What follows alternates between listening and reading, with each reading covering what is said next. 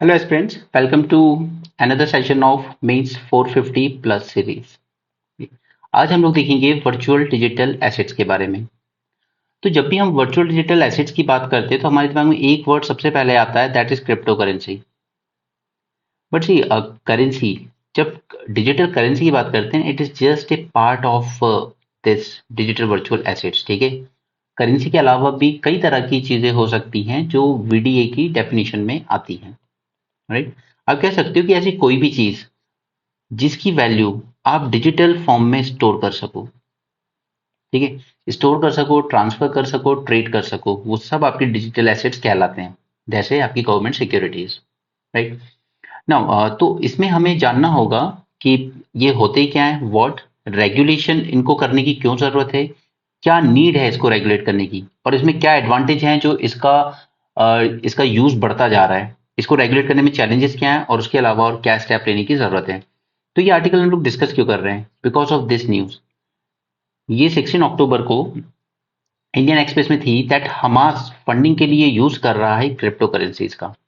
अब क्यों कर रहा है ये, क्योंकि देखिए ये है टेररिस्ट ऑर्गेनाइजेशन जिसपे कई तरह के सैंक्शंस लगे हैं। अब जब बात क्रिप्टो करेंसीज की आती है तो ये है डिसेंट्रलाइज, कोई एक सेंट्रलाइज अथॉरिटी नहीं है जो इनको इशू करती हो, और ये डिसेंट्रलाइज है, इसलिए इनको रेगुलेट करना बहुत मुश्किल होता है। ऑलराइट, तो ये terror funding as well as money laundering में जो यूज हो रही है, उसके लिए इसका रेगुलेशन बहुत जरूरी हो जाता है, terror funding and money laundering. Alright, तो अगर सिंपल टर्म से बात करें तो ये एक एक्चुअली तीन तरह का इंटरेक्शन से बनती है, दैट इज फाइनेंस, जिसमें आप टेक्नोलॉजी यूज कर रहे हो, एंड अल्टीमेटली जो आपकी पूरी इकोनॉमी को इम्पैक्ट करती है। ऑलराइट, तो आप कह सकते हो कि ट्राई जंक्शन पे आती है ये तीनों के। कंसर्न्स क्या है इसको लेकर, सबसे बड़े कंसर्न्स हैं हमारे। पहला, मनी लॉन्ड्रिंग में यूज हो रहा है। ठीक है, मनी लॉन्ड्रिंग मतलब टैक्स एविजन हो रहा है, तो ultimately government is losing out on the tax revenue. Alright, उसके बाद ये पैरेलल इकोनॉमी को बूस्ट करता है। पैरेलल इकोनॉमी यानी कि हमारी ब्लैक इकोनॉमी। ठीक है, ब्लैक मनी जो कि अंडरग्राउंड चलता है, मतलब गवर्नमेंट के नेट से बाहर चलता है, इसको ये बूस्टअप करती है मनी लॉन्ड्रिंग के थ्रू। उसके अलावा टेरर फाइनेंसिंग जो हमने हमास वाला देखा। ठीक है, और क्योंकि डिसेंट्रलाइज है तो इसकी ट्रेसिंग करना बहुत मुश्किल हो जाता है इसको। इसके अलावा G20 समिट में हमने कहा था कि इंटरनेशनल कोऑर्डिनेटेड एफर्ट्स की जरूरत है इसको रेगुलेट करने के लिए, क्योंकि ये किसी एक की जुरिस्डिक्शन में नहीं आते हैं। और किसी एक कंट्री की जुरिस्डिक्शन में नहीं आते हैं, सब कुछ डिसेंट्रलाइज है। तो जरूरी है कि इंटरनेशनल लेवल पर, ग्लोबल लेवल पर ही इसको रेगुलेट किया जाए। अगर बात करें डिजिटल एसेट्स की, तो इसमें वर्चुअल करेंसीज लाइक क्रिप्टो, उसके अलावा नॉन फंजिबल टोकन्स, ये क्या होते हैं मैं भी आपको आगे समझाऊंगा। गवर्नेंस टोकन्स हो सकते हैं, गेमिंग टोकन्स हो सकते हैं, वाउचर्स वगैरह हो सकते हैं।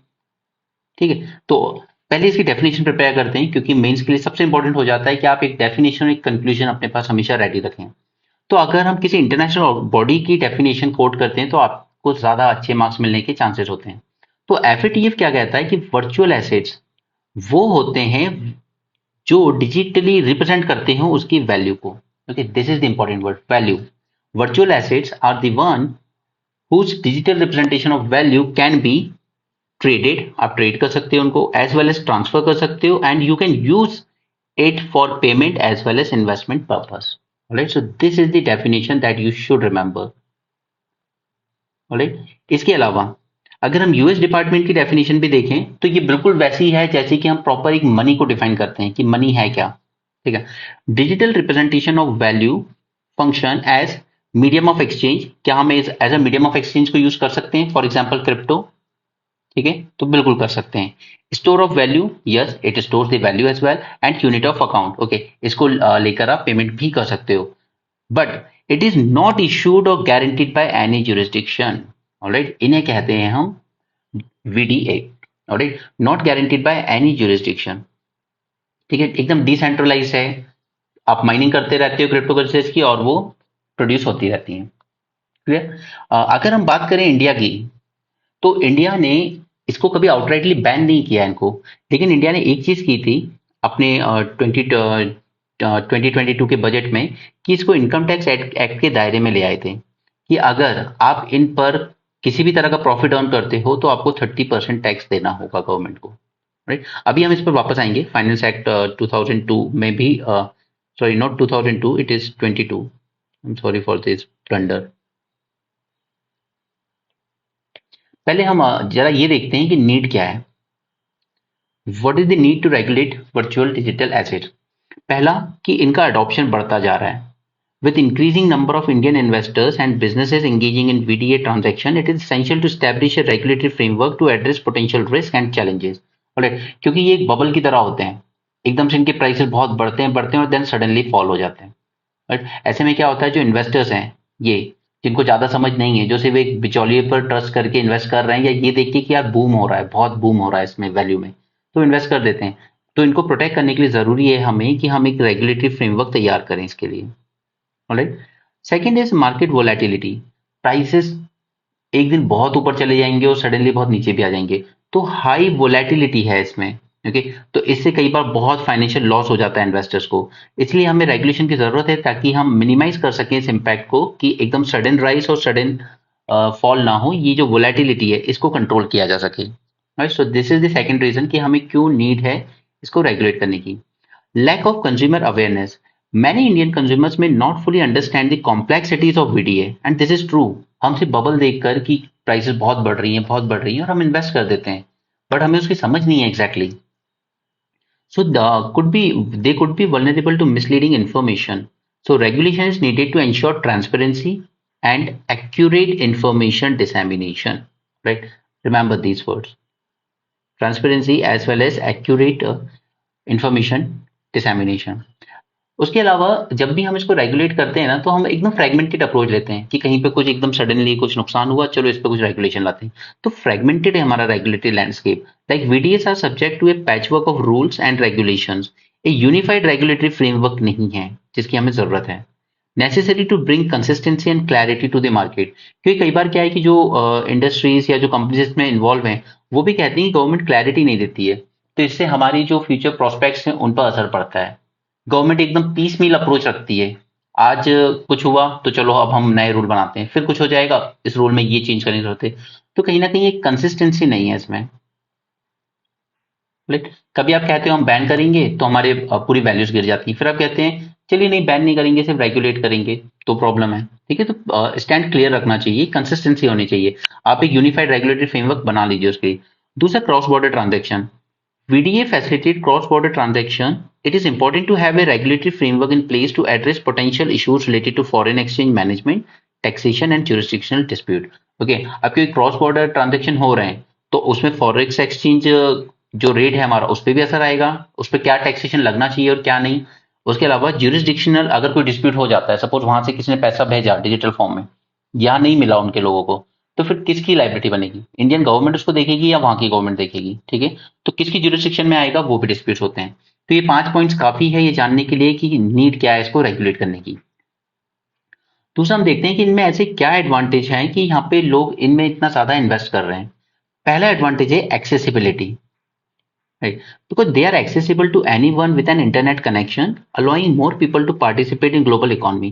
For example, people in developing countries can use VDA to access financial services they may not have access to otherwise. Next is इनकी transaction cost lower होती है. They have lower transaction cost compared to traditional banking services. For instance, cross-border payment can be faster and cheaper with VDA like Bitcoin. ठीक है, अब जैसे अगर कोई काम कर रहा है गल्फ कंट्रीज में, ओके, वहां से वो पैसे अपने फैमिली को भेज रहा है इंडिया में, राइट, तो इस पे सपोज उसने $100 भेजे, तो उस पे कुछ तो चार्ज लगेगा भेजने का, राइट, सपोज कि 5% लग रहा है। अब अगर डिजिटल करेंसी से ये चीजें 1% में हो रही है तो फिर सामने वाला इसको क्यों ना यूज करेगा? ओके, तो ये ट्रांजेक्शन कॉस्ट कम होने की वजह से भी इनका एडॉप्शन बढ़ता जा रहा है। Then there is enhanced privacy and security. Using VDAs can provide a higher level of privacy and security compared to traditional financial system. For example, blockchain-based VDA can protect user from identity theft and fraud. Okay. अब अगर आपने blockchain वगैरह पढ़ा है तो आपने समझा होगा कि अगर सपोज ये बहुत सारे कंप्यूटर्स का नेटवर्क है, राइट, अब सपोज कोई एक ट्रांजेक्शन होता है, ओके, वन ट्रांजेक्शन किसी ने किया, ठीक है, सपोज इस यूजर ने, तो अब ये पूरा ब्लॉकचेन ना, ये नेटवर्क जुड़ चुका है एक दूसरे से। अब अगर जैसे यहां पर इस बंदे ने एक ट्रांजेक्शन किया ना, तो ये यहां सब जगह भी अपडेट हो जाएगा। ओके, तो कल को अगर इसके पास से कुछ लॉस हो भी जाए तो ये नहीं है कि सब कुछ लॉस हो गया, वो कैसे प्रूफ करेगी मैंने तो एक फलाना एसेट ट्रांसफर किया था, क्योंकि ये इन सभी कंप्यूटर्स पे या इन सभी लोगों के पास भी आप इसीलिए कहते हो कि blockchain is a form of distributed ledger, distributed ledger, right, इसलिए ये ज्यादा सेफ माना जाता है। Next is decentralization. VDS are decentralized, meaning no central authority controls them. This can reduce the risk of manipulation as well as censorship. For example, cryptocurrencies like Bitcoin operate on decentralized network of computers. Financial innovation. VDS can foster innovation in financial services, leading to development of new products and platforms. For example, decentralized finance platforms built on Ethereum. It offers various financial services using smart contracts. Okay जैसे कि अब क्या हो रहा है कि हमारे यहाँ पर आप कह सकते हो कि कस्टमाइज्ड टोकन बनाए जा सकते हैं, ठीक है। जैसे सपोज कई बार क्या होता है कि मिड डे मील स्कीम है हमारी, उसके लिए जो फंड आया, ओके, आपने उसको डाइवर्ट कर दिया किसी और काम में, और ये होता ही है हमारे यहाँ, ठीक है, पैसों का लीकेज बहुत है। जैसे अभी वेस्ट बंगाल से एक न्यूज आई थी कि मनरेगा का जो फंड था, वो मनरेगा में आपने बस फ्रॉड लिख दिया कि यहाँ पर फलाना जगह पे फलाना काम हुए हैं, लेकिन जब उसको इंस्पेक्शन किया गया ग्राउंड लेवल पर तो कुछ भी नहीं था। तो वेस्ट बंगाल पर एक्विजिशन किया सेंटर ने कि आपने ये फंड डाइवर्ट कर दिया, ऑलराइट, आपने फंड डाइवर्ट कर दिया है, इसलिए अब हम आपको और फंड नहीं देंगे, सेंटर ने कहा। तो इसीलिए हम लोग इन डिजिटल एसेट्स के थ्रू एक कस्टमाइज्ड टोकन बना सकते हैं या कस्टमाइज्ड करेंसी बना सकते हैं, जो सिर्फ अगर यूज होगी तो मनरेगा की पेमेंट के लिए ही यूज हो सकती है, अदरवाइज वो और कहीं एप्लीकेबल नहीं होगी, राइट। सिमिलरली हम एमडीए के लिए भी एक कस्टमाइज्ड टोकन, ठीक है, नॉन फंजिबल टोकन कह लीजिए या करेंसी बना सकते हैं, जो अगर यूज होगी तो सिर्फ मिड डे मील स्कीम की पेमेंट में ही यूज हो सकती है, अदरवाइज वो डिजिटली आप उसको आप कह लीजिए कि डिजिटली वो करप्ट हो जाएगी अगर आपने कहीं और ट्रांसफर करने की कोशिश की तो, ऑलराइट। तो ये बहुत बढ़िया इनोवेशन होगा जब भी होगा, और आरबीआई इसके बारे में बात कर चुका है, इस तरह की चीजें बनाई जाएंगी, alright. Next is asset diversification. VDS provide an alternative asset class for investors, ठीक है, जो कि अभी तक सिर्फ रियल एस्टेट में इन्वेस्ट करते हैं, गोल्ड में इन्वेस्ट करते हैं, उनके लिए एक ऑल्टरनेट ऑप्शन बनता है कि आप यहां भी इन्वेस्ट कर सकते हो, एक डाइवर्सिफिकेशन होता है उनके इन्वेस्टमेंट में। For instance, investor can allocate a portion of their investment to VDS like bitcoin to potentially hedge against economic uncertainty, alright. तो ये काफी है, हमारे 5 पॉइंट्स हमने देख लिए हैं एडवांटेजेस और नीड में, ठीक है। अब हम आ जाते हैं गवर्नमेंट ऑफ इंडिया के एक्ट में। इन्होंने क्या किया था इस फाइनेंस एक्ट में, ठीक, सबसे पहले इन्होंने बहुत अच्छी ब्रॉड डेफिनेशन रखी है कि ये वीडीए है क्या। तो इन्होंने इसमें सिर्फ करेंसी ऐसा कुछ नहीं, इन्होंने कहा कोई भी डिजिटल इंफॉर्मेशन या कोई भी कोड या कोई भी नंबर और token generated through cryptographic means, वो सब वीडीए की डेफिनेशन में आता है, ऑलराइट। तो ये इंडिया की डेफिनेशन है। NFT,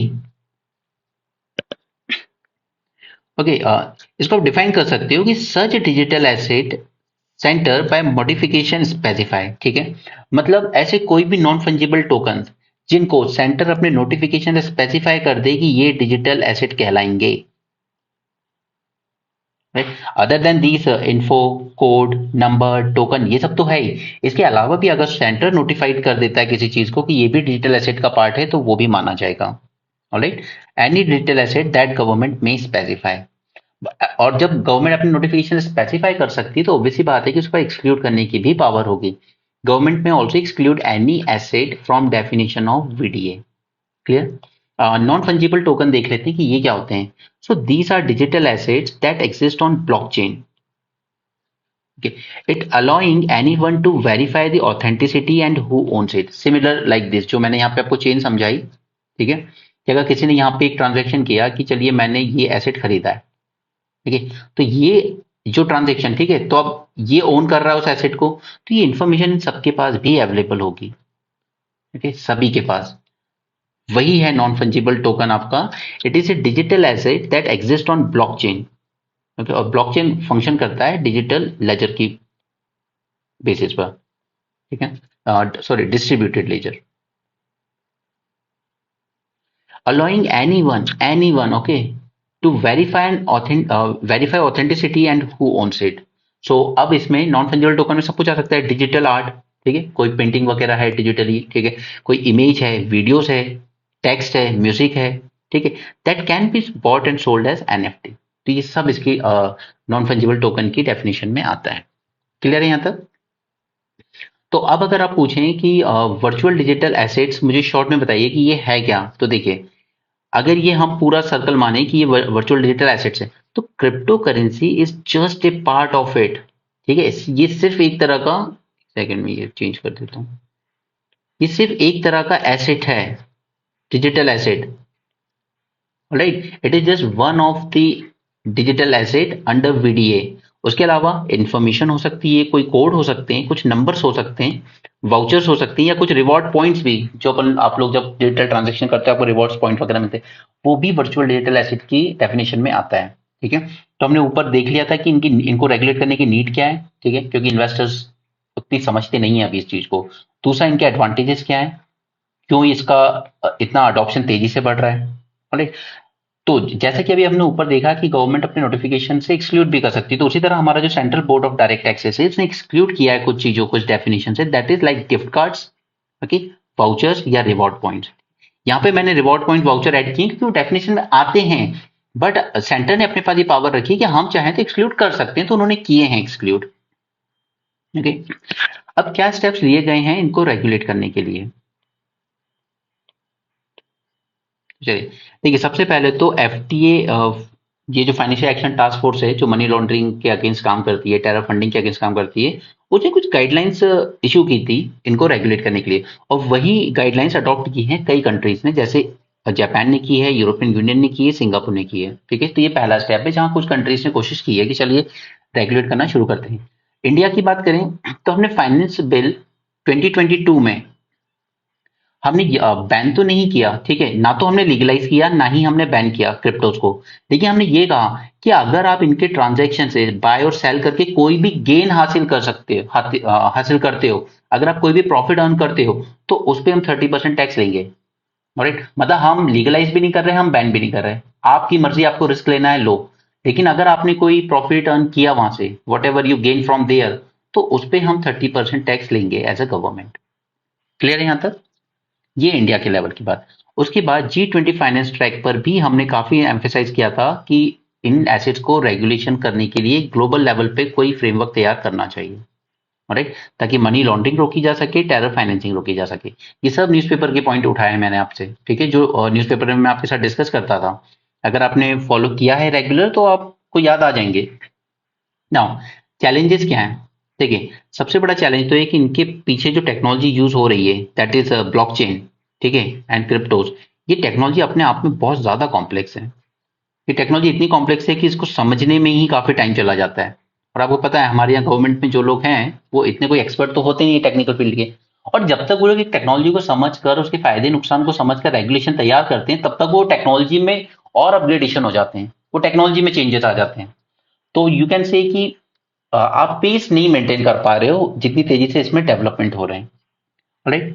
next is blockchain technology is decentralized, okay, I told you decentralize है, किसी ज्यूरिसडिक्शन में नहीं आता है, जो कि ट्रांसेंड कर रही है सभी नेशनल ज्यूरिसडिक्शन को। तो जब तक आप ग्लोबल लेवल पर कुछ फ्रेमवर्क तैयार नहीं करेंगे, तो चाहे जापान कुछ कर ले, चाहे सिंगापुर कुछ कर ले, या यूरोपियन यूनियन कुछ कर ले, उससे इंपैक्ट दिखेगा नहीं।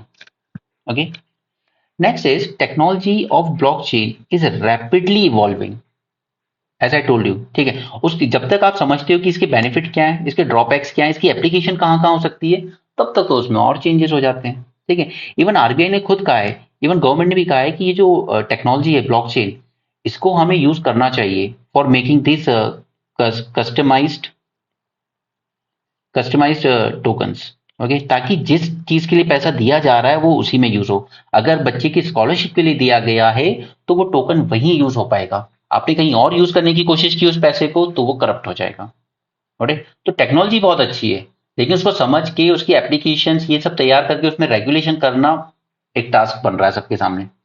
Now lack of reliable data, एक तो इसका कोई डेटा रिलायबल हमें मिलता नहीं है कि क्या ट्रांजेक्शन हो रहे हैं, कितने हो रहे हैं, वी डोंट नो, ओके। तो इन्वेस्टर्स के साथ फ्रॉड करना बहुत आसान हो जाता है उनके लिए, ऑलराइट। नेक्स्ट इज, अब क्योंकि सब कुछ डिजिटल है तो साइबर सिक्योरिटी का रिस्क हमेशा रहेगा। And next is volatility, price fluctuation बहुत तेजी से होते हैं।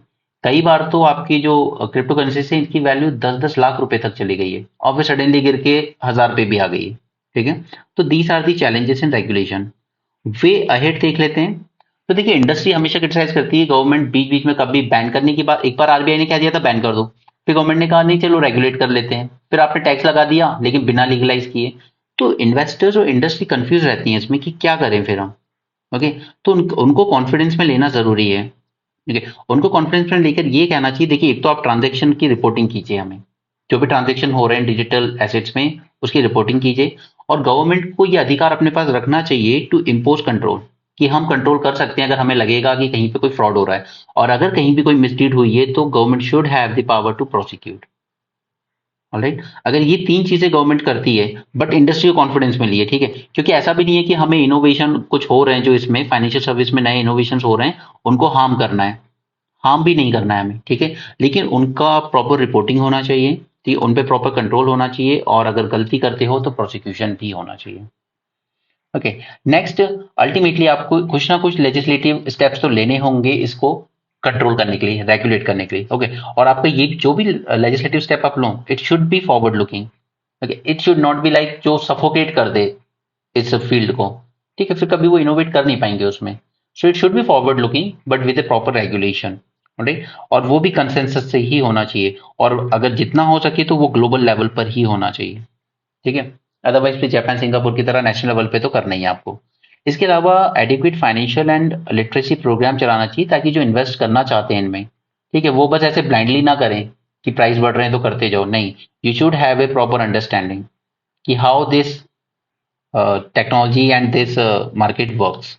ऑलराइट, लास्टली मैं आपको रेडीमेड कंक्लूजन दे देता हूं जो कि मैंने न्यूज़पेपर से एज इट इज लिया है, ऐसा मेरा कुछ नहीं है। The technology surrounding the financial sector that is blockchain, crypto, VDS have been evolving rapidly. While these technologies have several benefits, their misuse for money laundering, terror financing, financial frauds pose a big threat. All right. Now, complexity and ever evolving nature of technology makes their regulation a major challenge to the regulatory authorities. A coordinated effort at the global level is necessary for this purpose. India currently has two crypto unicorns operating domestically and is home to major VDA players and a thriving community with 25 million people. Okay, making it all more important to regulate the sector. In addition to domestic efforts, Government of India should take a lead in guiding the discourse on global regulation of VDAs. Right? So this is wonderful conclusion जो newspaper से as it is लिया है मैंने, ठीक है। तो देखिए मैं ये तो नहीं कह रहा हूँ कि ये बहुत ज्यादा इंपॉर्टेंट है, आपके एग्जाम में आएगा ही आएगा, बट इस तरह के टॉपिक्स आप इग्नोर नहीं कर सकते, क्योंकि जो भी इस तरह की टेक्नोलॉजी रही है ना जिनके फ्यूचर एप्लीकेशंस के चांसेस बहुत ब्राइट हैं, वो हमेशा यूपीएससी की फेवरेट रही हैं, क्योंकि वो आपसे यही एक्सपेक्ट करता है, क्योंकि आप आज सिलेक्ट होते हो, आप अगले 35 ईयर्स सर्विस दोगे, राइट, सो वो आपसे एक्सपेक्ट करता है कि आप इन चीजों की अवेयरनेस रखें, क्योंकि आज ये चीजें, ये टेक्नोलॉजी समझना मुश्किल है गवर्नमेंट के लिए या रेगुलेटरी अथॉरिटीज के लिए, but over the time it will become easy, और वो इजी होगा आप जैसी जो ऑफिसर्स आएंगे आगे चलकर। ओके, सो हमने इस टॉपिक को कंप्लीट किया है। I hope you like the lecture. थोड़ा टफ लगा होगा, कॉम्प्लेक्स लगा होगा, बट उतनी इंफॉर्मेशन रखिए कि अगर क्वेश्चन आता है तो आप ब्लैंक ना हो उसके सामने, कि आपको कोई आइडिया नहीं है कि ये क्या है, ठीक है। आपको सिर्फ कुछ ही चीजें याद रखनी है कि इनको रेगुलेट करने की नीड क्या है, इनके एडवांटेजेस क्या है, उसके अलावा इनको रेगुलेट करने में चैलेंजेस क्या हैं। Clear? And please remember, virtual digital asset doesn't mean only currency, right, वो बहुत कुछ होता है। अगर आप कोडिंग कर रहे हैं तो वो कोडिंग भी आपका एसेट्स है, ठीक है। So that's it for this session. I hope you like the lecture. So give your valuable feedback in the comment section. Thanks for watching. Have a great day and keep learning.